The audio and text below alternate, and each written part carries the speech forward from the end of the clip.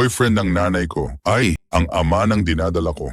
Ako nga pala si Maria, hindi ito ang aking tunay na pangalan.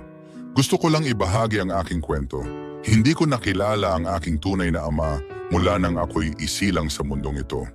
Tuwing tinatanong ko ang aking ina tungkol sa kanya, lagi siyang nagagalit at ayaw pag-usapan nito.